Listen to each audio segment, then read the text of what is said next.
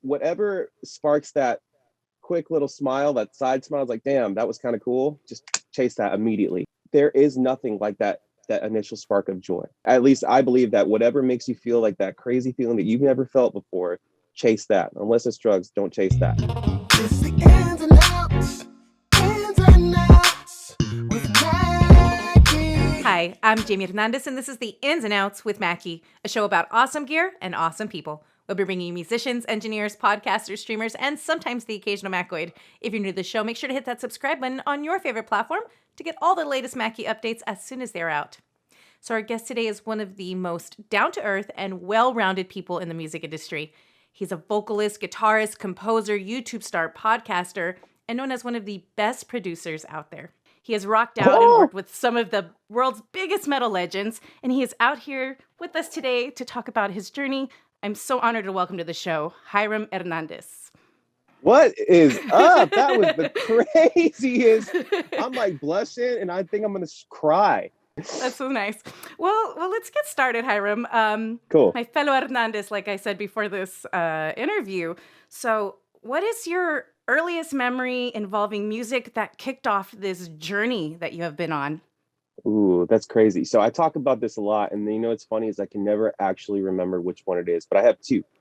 So when I was a little baby, I remember cowboy boots and my dad, and that's it.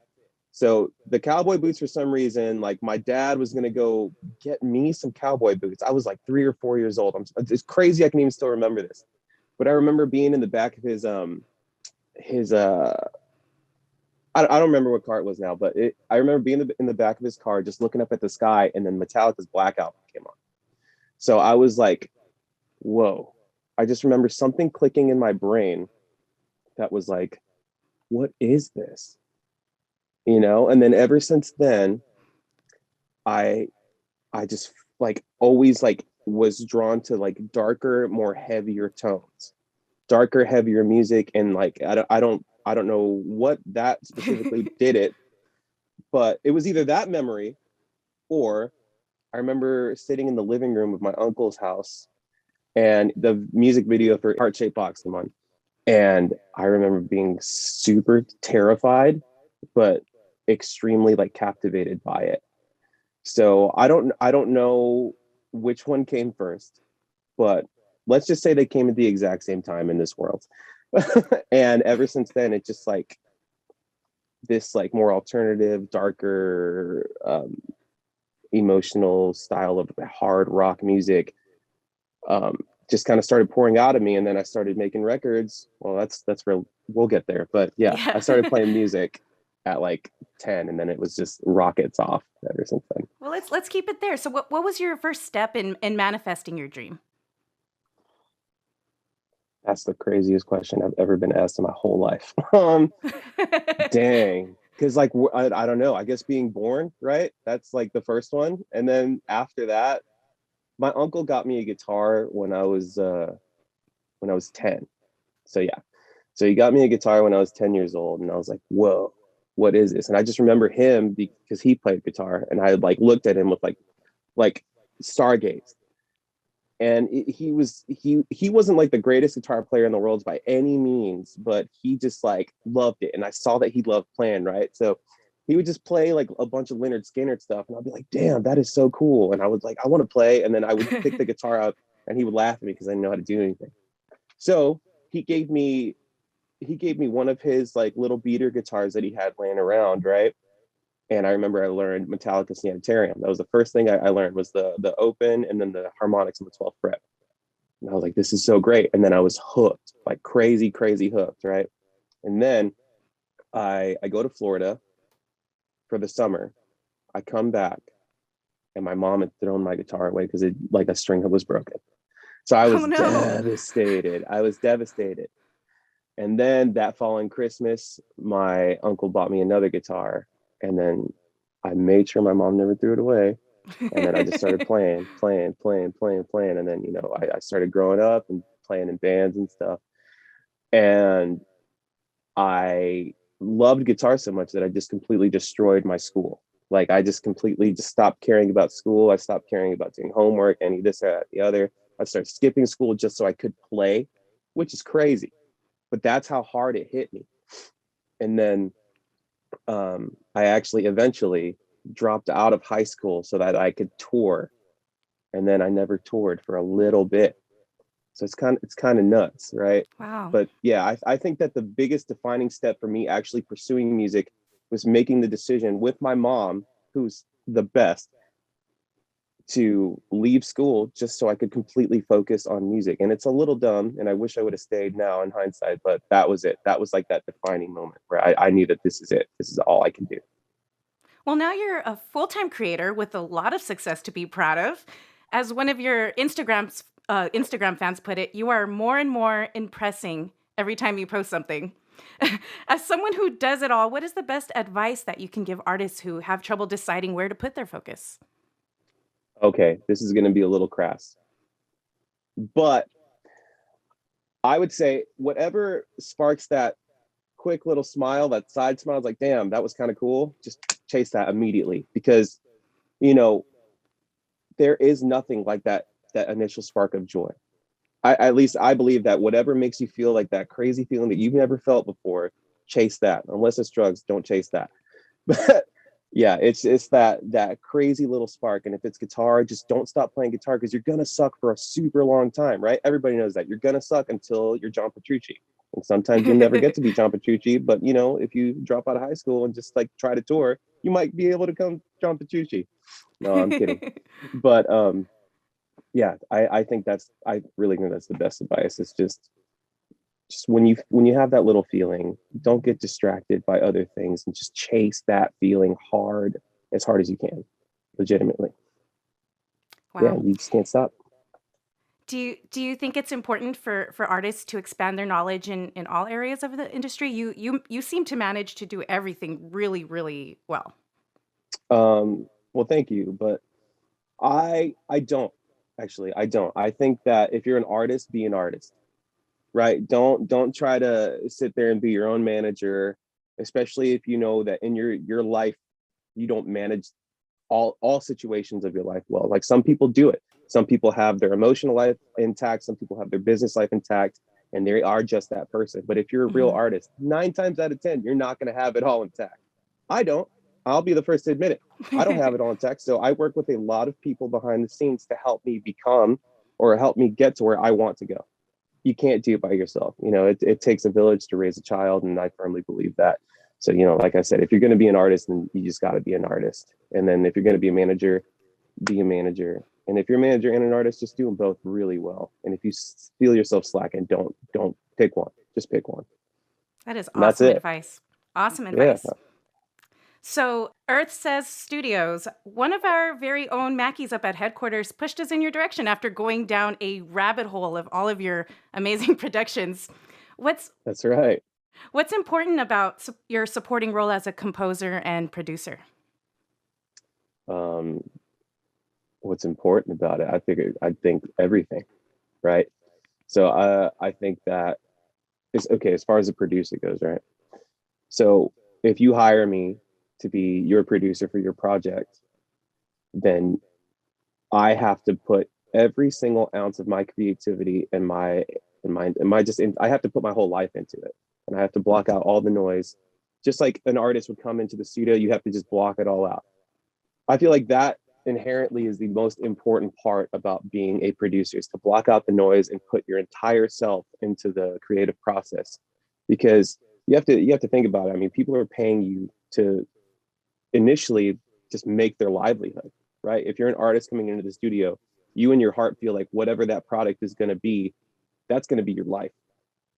So I remember in the past when I started doing this, I was really lazy. I was really lazy and I would just try to skate by. And I'm talking when I was way, way young, just like doing it on a laptop in my mom's living room. Right. I was lazy. I'd try to cut corners. And then just as time went, I was like, dude, what the fuck am I doing? Like, why am I being like this guy who's just trying to do everything to get to the finished product the fastest? It's not about that. Right. And that's when you start understanding, man, why does it take a band, especially back in the 90s, early 2000s and before, why does it take a band a year in the studio or 6 months in the studio to get a record done? It's because it really does take time. And you You have to step away from it, come back to it, you know. And I've known people, and even myself, like I said in the past, to be like, well, why are we spending so much time on this? It was done like a week ago. What are you doing? You know, well, the fact of the matter is, if you're a real producer and someone's paying you money to do something, then you just got to see it through, especially for your own integrity. You just have to see it through and make sure that it can hold up with the greatest of the greats, right? And I'm so glad that I found that, and I'm not a lazy bitch anymore. So what is a day in the studio like with you, Hiram? Oh my,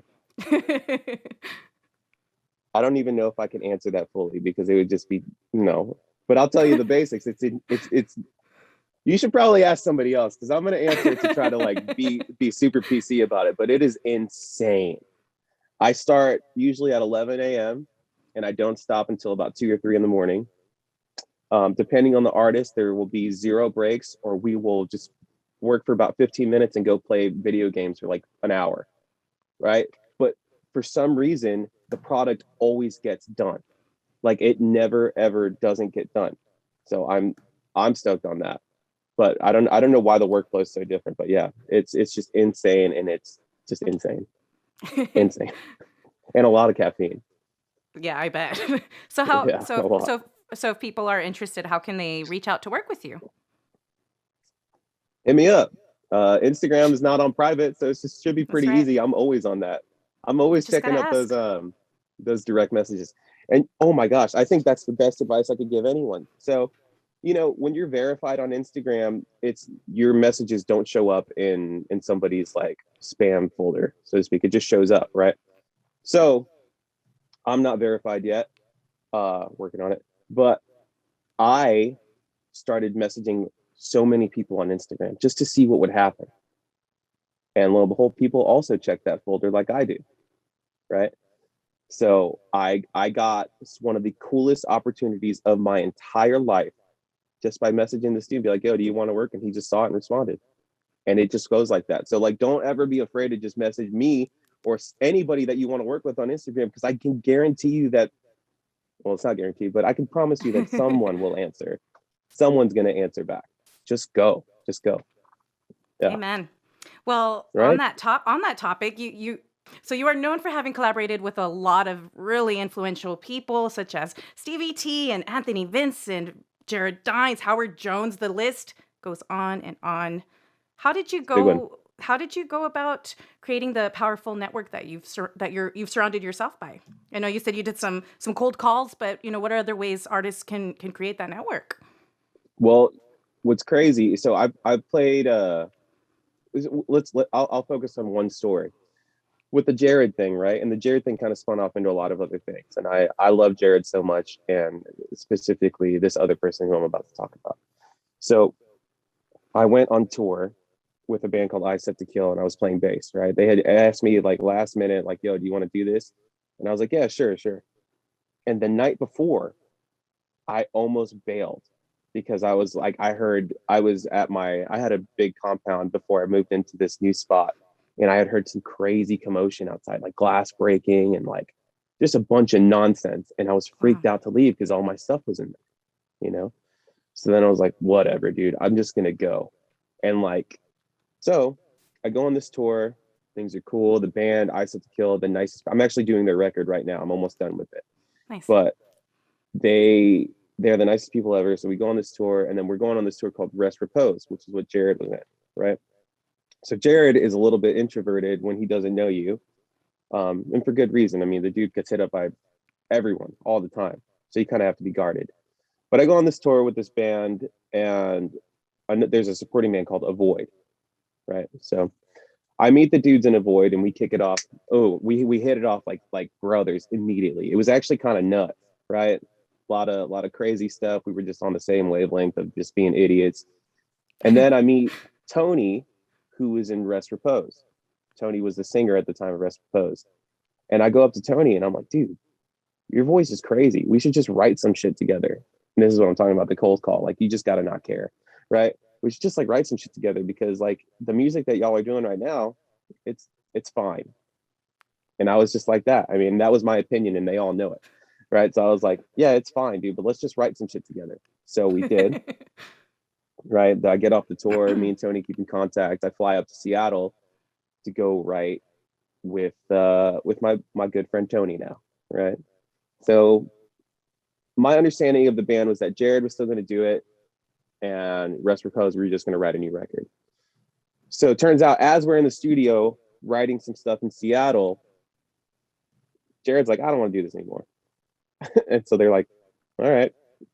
So from that one writing trip and me coming up there, we write like 4 or 5 songs, and we're like, they're like, what are we going to do with these songs? So then they just decided, well, let's just start a new band called Dragged Under. So they started a band called Dragged Under. And then from there, it was like crazy. We did these songs, they pitched it to some people lost their minds, and they ended up, getting in touch with their manager, who they have now, and then just getting crazy stuff. But from that, Jared saw what was going on with Dragged Under, right? And we started writing for Jared. And then me and Jared got this crazy connection now that now me and Jared are writing with this, that, and the other. And then from Jared, it just spins it out into this crazy web of like, how the fuck is Howard sitting in my couch right now? And we're talking about, the dumbest shit you could imagine, and it's just like that. I mean, like when you find that that seed, it's just going to bloom into a giant tree. And right now I feel like I'm at a bush. So, like it's so crazy. It's so, whatever that noise is that dude puts in there, crazy. Yeah. I love it. So, Yeah. so speaking of that network, so why do you think, or how is it that metal musicians have created such a strong community on the internet? Is it the performing aspect? Is it the gaming aspect? Is it everything? I think it's that everybody hates metal that doesn't play metal. So like when you're in that metal like community, like it's just so tight knit, because it's like it really is like family. You know what I mean? And like the more Absolutely. that I meet people, especially the crazy part is like the more that I meet people that have done it and that are these like, I mean, quote unquote rock stars, right? The less they care about any bullshit, and all they want to do is just write tunes and hang out. It's so funny how when you're starting and when you're nothing, your ego is the biggest, right? So like, I don't know. It's just like everybody that I've met that is actually doing stuff now, it's just so tight. And I feel like they're like, if you drop that ego, like I was talking about, and just become a family, it's because you can't just take your metal guitar riffs and go play Justin Bieber stuff. Like, it's just not going to happen. So I don't know. I just feel I'm on a tangent, but I feel like everybody just loves each other, and that's cool, because I mean, rock music is tight. It has to be. So what do you Yeah. think the future holds for creators to work at home and to keep collaborating remotely? Oh man, I think even before the pandemic, it was already a thing. I mean, once Joey Sturgis kind of put the wheels in motion that you could do everything with nothing. I mean, it was like game on from there. I mean, because that's how I started. I had a laptop that was my girlfriend's, and she was just like, yeah, I got it for school, but I don't really use it much. So it was my girlfriend's at the time anyway. She was like, yeah, you can use it. And then I just like kind of took it as my own, which was kind of weird, but I took it as my own. And then I just started recording people in my living room. And that's what you can do, like if you're confident in your abilities, at least at the time, like you can just do it in your bedroom. And then, I mean, look at Billie Eilish. She did it in her bedroom, and now she's got like 8,000 Grammys, That's and right. especially now with like the internet and like Zoom, especially, it's easy. It's just easy shit. If you know how to be able to like, if you like do the most menial thing, right, in Logic or Pro Tools or whatever, you can send it to somebody to mix it, and then it's like you just spent $1 million in a multi-million-dollar recording studio. So, well, speaking of I gear, hope now that we're answered it anyway. yeah, it was great. Okay. Well, now that we're on the topic of gear, you mentioned the laptop and all that. So you do a lot of different things, Hiram. I'm sure you have quite the collection of tools that you use. How did you go about figuring out a setup that works for you specifically? Chris Lord Algae, just copy everything he did. Right. Even though like I don't have I don't have $10 million worth of gear, but I've got these little pieces that make what I do super cool. I've got the vintage Neve, I've got the 1176 and a couple other neat clones and stuff. And I just wanted to really, everything Chris Lord-Alge did, I just wanted to copy. So even in Logic, right, like all the stuff that I do in there, it's just I really try to copy Chris Lord-Alge. And then I started meeting friends who, you know, I liked what they were doing, and it was like, damn, you don't have much shit either. So I mean, it really is. You just start copying people until you become yourself, and it's just the weirdest way. But you eventually do become yourself, and then you build confidence to like be like, oh, this is my sound now. I don't know if I have my own sound yet, but maybe I do. I don't know. But yeah, I don't know. So just copy people. Thank you. So let's talk about the process of working with artists in the studio. Thick as Thieves quoted, "Hiram is a genius and amazing to work with." What do you want artists to walk away with after having worked with you? That's crazy. Did you not see these quotes that I've been like throwing at you? No way. I just drink coffee and play guitar. So no, that is actually insane. Yeah. What was the question again? Because that just took me off. That just took you off. Yeah, I'll send you the article I found it on. But I said, let's talk about your process of working with artists in your studio, and I can skip the quote. Okay. But what do you want artists to walk away with after having right. the takeaway after having worked with you? You obviously left them with a really good taste in their mouth. You know, what is the goal? The goal is realistically just to come out of here with no doubts, right? Because I mean, that's the worst thing, is having a record that you're doing and be like, oh man, I wish we could have done this. So like I want everyone to speak up about what they want and then get what they want. Because if you don't, then I'm gonna ask a million questions. I'm gonna be like, are you guys good with this? Blah blah blah, this and the other. You know, do you want to put a fart sound in this or something? You know what I mean? Like, yes. You know, just anything that they wanted to get out of it. I hope that I could make that. I could paint the entire picture and not leave any empty spots. So you are also a podcaster. You have shared stories. Kinda. You have shared so many studio stories to marketing advice to a lot of other useful knowledge people can apply to any band circumstances. As a signed artist with a ton of experience, what are some ways that people can push their music out there so that it's recognized by labels and artists that will want to collaborate? Okay, that's actually a really good question, and I have a really distorted answer for it. Okay. But nobody wants to hear an unpolished product. So let's say that you somehow meet somebody in the industry that works for a label, right? They're going to say, oh, well, send me a rough bounce. And they're going to hear the rough bounce. They're going to be, oh, this sucks. Nobody at all ever wants to hear an unfinished product. And unless the song is just so mind blowing that it's undeniable, which people's periscope of that is so distorted because everything sounds so great now. Yeah. Right. So my biggest advice as far as like getting out there is, let's say that you're a bedroom producer and you're producing your own stuff, and then you're mixing, but you're not the greatest mixer in the world, and you should be able to have that ear to know like, hey, my mixes don't sound like the mixes on the radio. Gather up the money to get somebody who does do that and make it sound insane. If you're not that great at editing, get somebody to just my whole point being, get somebody who knows how to polish things up incredibly well, spend the money, and then give it to somebody, because your chances of it being shockingly good, better, or your chances of it actually having a chance to be listened to all the way is going to be far greater if it sounds great. And that's just really it. So, wow. Thank you. Great, yeah. Great advice. So are there any exciting plans to play live now that stages are slowly opening up?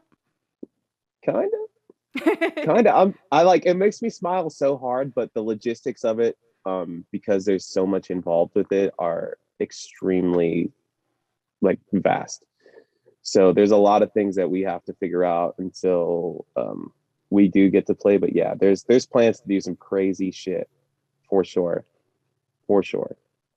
I just can't talk about it. That's all good. It's all good. We'll all be waiting and listening.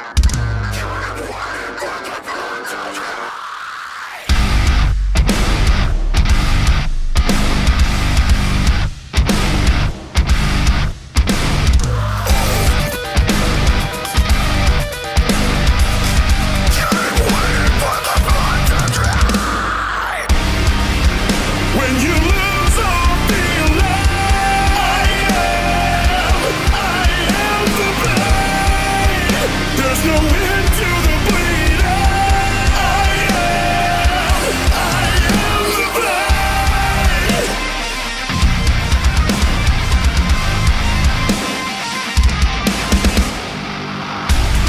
Here is your answer. I have nothing left to give. Look at them with a smile. This is dead by a thousand cuts. Look at me so vile, with my lips so shy. When you lose all feeling, I am the blade. There's no end to the bleeding. I am the blade. What the fast you can't repair. I'm cutting to the bone. There's no end to the bleeding. I am the blade.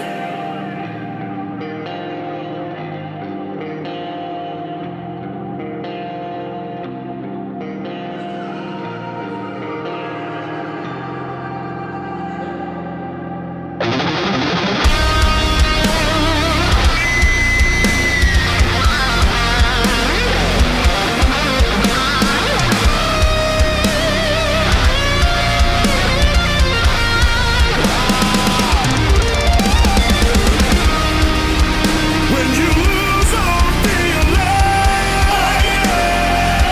I am the blade. There's no end to the bleeding.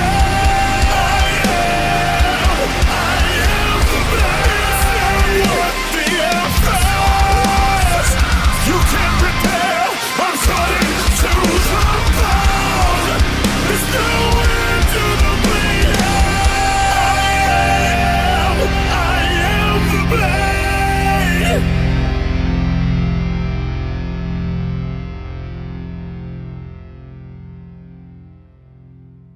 It's the ins and outs. Takes. Ins and outs Takes. with Mackie. So now it's time for our ins and out takes, which is a rapid fire of random questions. Are you ready for that? Maybe. I hope so. They'll be easy. So, okay, so Hiram, you go to a party and get to do karaoke with one of your favorite artists. Who do you choose and what song are you singing? Dave Grohl Everlong, no questions asked. Wow, that was a really good one. You thought about that. if you weren't a musician, what's another career you would have liked to explore? Oh man, Weatherman. I am Twister is my favorite movie and arguably the greatest movie of all time. And if I could have been a weatherman, I think I would have been the dopest weatherman, like ever. History of ever. I would have been the craziest weatherman. It's not too late. It's not too late. I don't want to be a weatherman. Oh yes, maybe. Maybe when I'm 60, I'll just be like, There yo, you go. NBC, wherever I live. Let me get that weatherman spot. That's funny. So you are well known for your amazing and unique renditions of popular songs. Which song do you think has caught the most people off guard? All of them at the same time.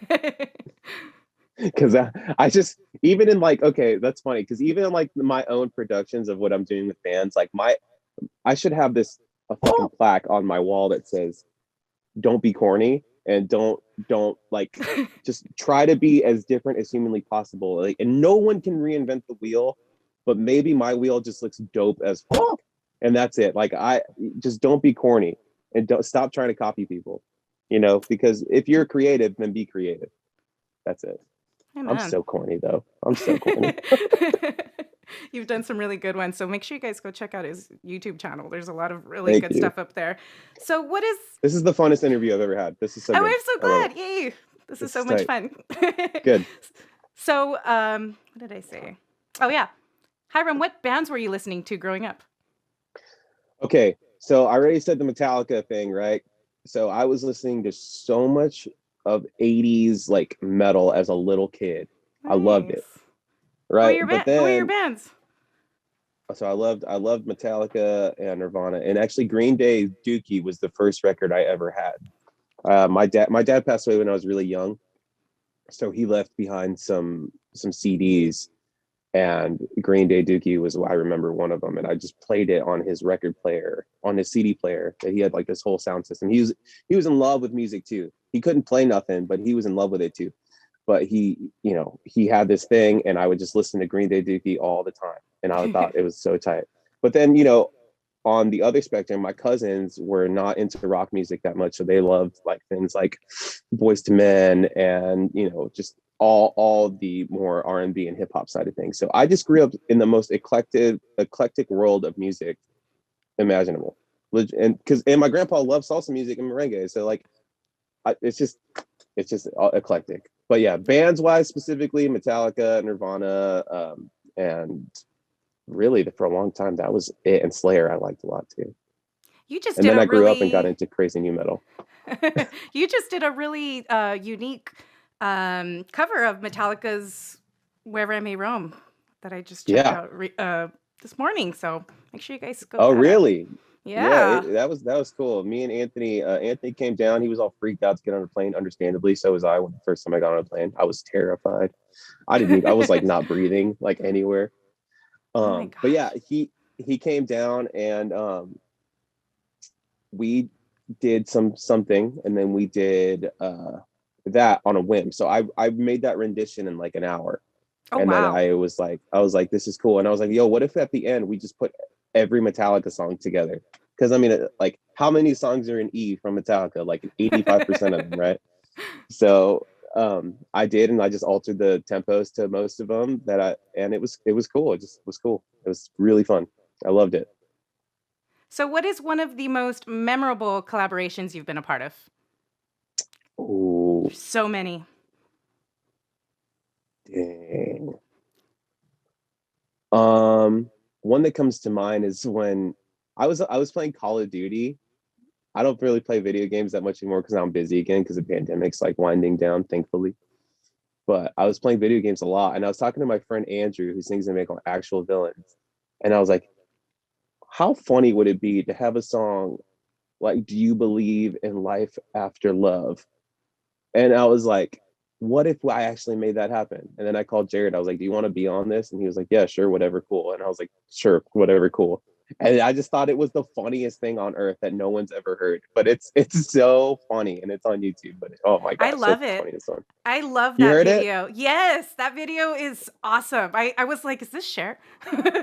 Yeah. So unique. So it's like almost your covers. You can't even tell that they're a cover. It's like your own original rendition. It's amazing. Yeah, that's the whole point, and then there's a hidden one on there of Shania Twain, which is really funny, which no one will ever see.